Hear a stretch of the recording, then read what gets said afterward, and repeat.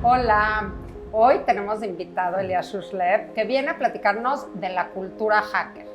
Bienvenido. Bienvenido, Elías. Creo que hoy todos los que estamos acá estamos como hackers, ¿no? Esta palabra que por todos lados escuchamos y nos da miedo, ¿no? Me hackearon, te pueden hackear. ¿Qué es un hacker? Sí, pero también ya usamos el hack para llegar más rápido es o sea, sí, también ya lo usamos por ahí. Y a mí me pasó lo mismo que te pasaba a ti. Yo soy arquitecto originalmente antes de dedicarme a este mundo hacker. Y al final conocí a una chava que me cambió la vida, que me dijo, ¿por qué no vas a un hackathon? Y yo le dije, ¿qué es un hackathon? Dice, no, pues es una competencia donde están los hackers, los hipsters y los hustlers y desarrollan cosas y no sé qué. Y ahora, no, tantito, dime qué es hacker, qué es hipster y qué es hustler. En ese contexto, o sea, para hacer un producto tecnológico, tú necesitas siempre la parte de diseño, que eso lo hace el hipster en el contexto de los hackatones. Okay. El hustler es el emprendedor o la emprendedora, la persona que empuja la idea y que consigue usuarios, clientes, lo que sea. Y el hacker, que es la persona que programa la aplicación. Y fui a un hackathon y fue el mejor lugar, lo mejor que he hecho, o sea, realmente me encantó. Y dime algo, tú para ese momento ya sabías tengo todo lo del hacker, o sea, porque tú ahorita me dices, ven, te voy a ver un hackathon de hackers y hoy sé que la palabra ya entiendo un poco más, pero yo lo vería como por la parte negativa, ¿no? Sí, es que, o sea es una palabra con esa connotación muy 90s, 2000s, que tenía este tema de te van a robar tus contraseñas. Sí. Pero realmente la cultura hacker viene desde mucho antes. Empezó en el MIT y ser hacker era como que te digan hacker era un distintivo intelectual muy fuerte. Sí, totalmente. Mira. De hecho, para entrar al club como al frat o no sé cómo sea de los hackers, es un tema de que tienes un coche desarmado, lo tienes que armar. O sea, hay toda una historia alrededor de esto, ¿no? Entonces, pues a mí lo que me gustó mucho de los hackatones fue cómo gente desconocida que llega con ideas, llega a querer construir cosas y al final salen cosas impresionantes. Yo al final terminé trabajando en Startup Bus, que es Startup y Bus de camión, y es un hackatón espectacular porque te subes a un camión con hackers, hipsters y hustlers. Yo era hustler, yo apliqué como hustler. Y es una competencia muy padre. Este es un proyecto que fundó Ilya Visan, es un cuate australiano. Y básicamente te subes con desconocidos a un camión. En este caso vamos de la Ciudad de México a Austin, donde era el South by Southwest. Cuando yo fui íbamos para allá. Ahorita en Startup Bus van a diferentes eventos, diferentes lugares. Estoy hablándote hace 10 años. No, y hace 10 años es como un mundo completamente desconocido para mí. No, totalmente. Sí. Y era muy padre porque era una competencia donde llegaba el camión de Silicon Valley, que estaba ahí metido Guy Kawasaki, que es así como súper... Sí. Y el camión era el mejor internet patrocinado por Google. Nosotros íbamos con un camión aquí de estos de escuela horrible, o sea, no era para nada. Y llegamos a la final, y entonces estuvo muy padre porque habíamos pitchado, había diferentes ideas. De hecho, de ahí salió, por ejemplo, un startup muy grande, que ya es una compañía que vale muchísimo dinero, que se llama Instacart, que es como para pedir el súper. Sí.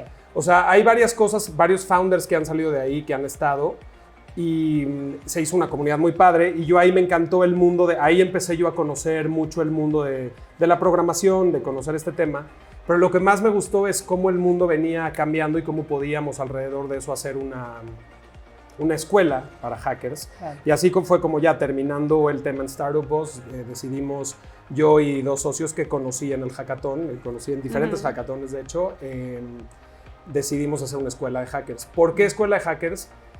Porque o sea, nosotros lo que enseñamos es mucho tecnología, enseñamos a programar, enseñamos data science, enseñamos UX, marketing digital, las cosas que están haciendo que todo cambie, pero todo con una filosofía que es la cultura hacker.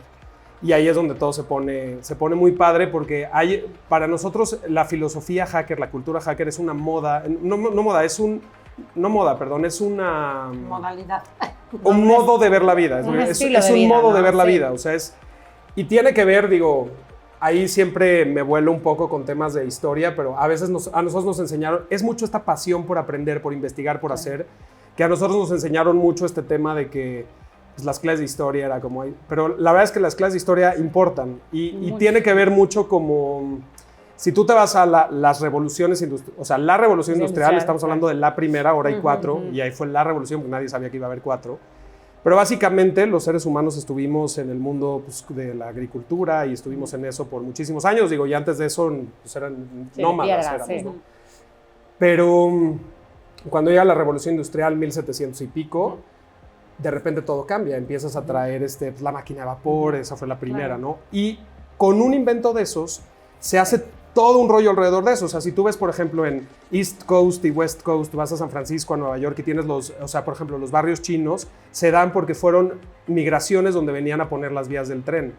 Imagínate lo que es, digo, si cargas Sí, una claro. madera de esas, no está fácil llenar todo el mundo de vías de tren. Pero hay algo que sí es nuevo y que nunca pasó en la historia. Cuando una revolución industrial duraba 150 años, ¿qué nos pasaba? Nos pasaba que, por ejemplo, mi abuelo nació y murió en una misma era. Entonces, el mundo era muy predecible para él. Cambios siempre ha habido. O sea, todo cambia, como dicen las canciones estas. Sí, el problema es que ahora cambia cada 10 años. Cuando cambiaba cada 100 años, Sí, la velocidad hoy en día es mucho el más. valor de antes, por ejemplo, era tener una maestría. Porque antes, por ejemplo, en la parte académica era, tú aprendes, naces, creces, trabajas, te jubilas y ya está. ¿Tienes Ahora hijos por ahí en medio? o sea, pero el punto ¿Cuándo? con eso es que los cambios hoy en día son bien acelerados. Esa es la palabra clave en la que los hackers y la cultura hacker hace sentido. Es que hoy vivimos un mundo donde los cambios son súper acelerados. O sea, cuando el mundo cambiaba cada 150 años, pues era muy importante tener una maestría, ¿no? Y entonces yo ya me la sé y me va a durar 40 años este conocimiento y era el paradigma. Sí, ya no. Hoy en día tu conocimiento sirve para 5 años y ahí acabó. adiós. O sea, no hay esto de ya Tienes que acabé estarte actualizando constantemente. Todo el tiempo. ¿Y cómo? Exacto, te tienes que estar actualizando todo el tiempo, o sea, nunca acabas. Y no solo eso, o sea, cambian no solamente, digo, en mi caso nosotros puntualmente enseñamos habilidades que hoy en día son importantes y relevantes para la industria, como si sabes programar, pues hay un chorro de chambas, hay muchísima necesidad de talento. Entonces, en ese sentido, pues nosotros, o sea, tenemos conocimiento práctico, pero la filosofía detrás es todo este approach, como decía, todo este modo de ver la vida, de decir, el paradigma de ahora son los grandes cambios, los cambios rápidos, el saberte mover. Irte adaptando aparte también a eso Y y yo creo adelantarte a lo mejor, ¿no? Al cambio. Y te pongo un ejemplo, no solo es en la parte profesional y académica.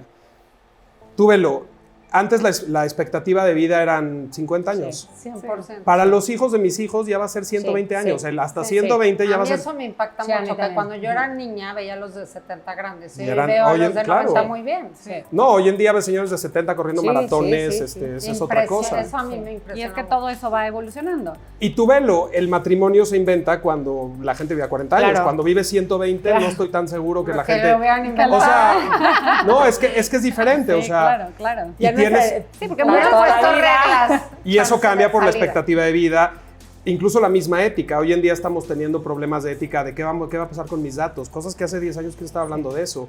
¿Qué va a pasar con Sí, claro.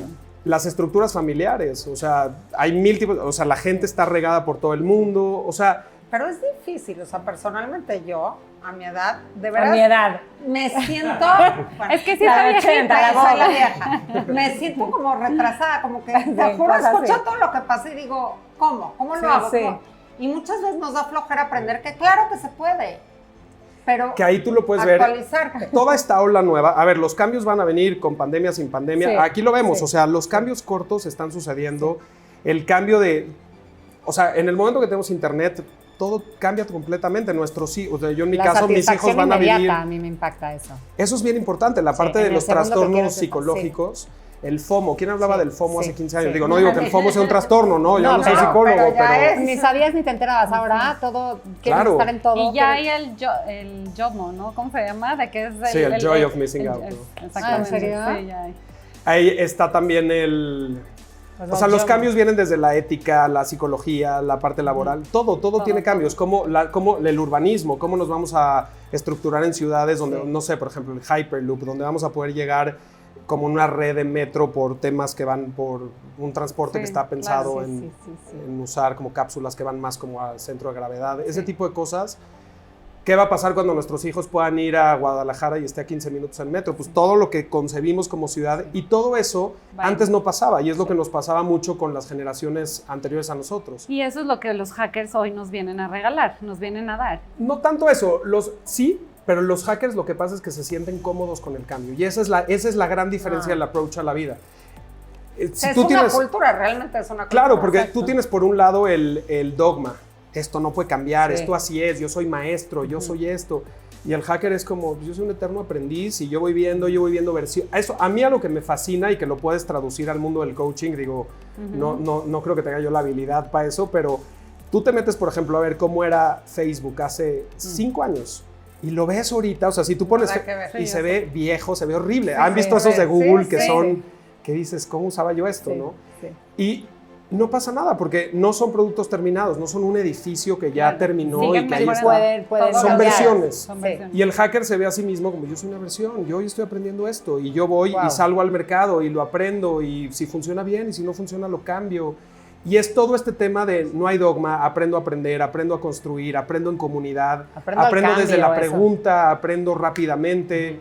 Y aprendo a adaptarme. Aprendo a adaptarme. Entonces, por eso en la pandemia hubo mucha gente que era como, pandemia, aquí está toda la oportunidad del mundo. Claro. ¿En algún momento te graduaste en la escuela de hacker? Eso te quería preguntar. Nuestra escuela es la desgraduación. Me encantó la pregunta, porque en la graduación esta es la desgraduación, aquí apenas estás pensando. Y cada generación es cada versión. Claro. O sea, la escuela es completamente diferente. Pero es una escuela así, nada más explícame un poquito eso. O sea, ¿entran de qué edad? ¿Cómo funciona? Puedes hacer hackatones de muchas edades. En nuestro caso, la escuela se llama DBF y somos una escuela que está pensada para la empleabilidad. O sea, lo que queremos es mucho para personas que o quieren decir, a ver, yo ya no tengo por qué estar 4 años en una escuela donde eso estaba muy bien cuando había bibliotecas, cuando hay internet. O sea, antes tú ibas a la escuela a que te den la información, porque si no, ¿dónde encontrabas la información? Hoy la información está aquí, no necesitas ir a ningún otro lugar. Sí. Entonces, es como, ¿cómo podemos hacer en este sentido una escuela que sea corta? Porque la gente... A ver, tú quieres estar... Nos pasó una vez con una empresa tradicional, así muy, muy padre, pero muy tradicional, que quería una persona en una tecnología muy específica, ¿no? Y entonces llega la persona de reclutamiento, súper bien. No, quiero a alguien con 5 años de experiencia en esto. Y yo, esto no lleva 2 años de experiencia. O sea, no lleva 2 años esta tecnología. No te puedo conseguir 5 años de experiencia. Entonces, 5 años en la era de la tecnología son 500 años en la otra. O sea, sí, como el perro. Exacto.